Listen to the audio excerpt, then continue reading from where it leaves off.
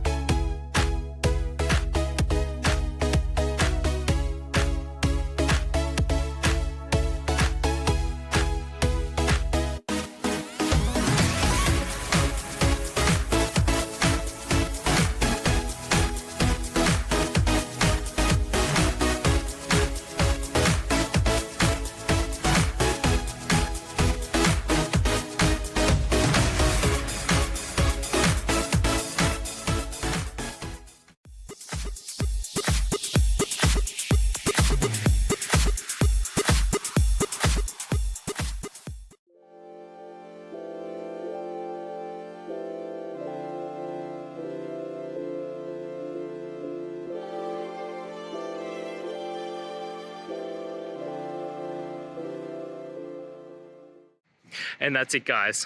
I hope the video has helped find you to that resolution and you're able to get through your problem. If it did, guys, please hit subscribe. I really appreciate it. It does help me out. And until next time, have a good one.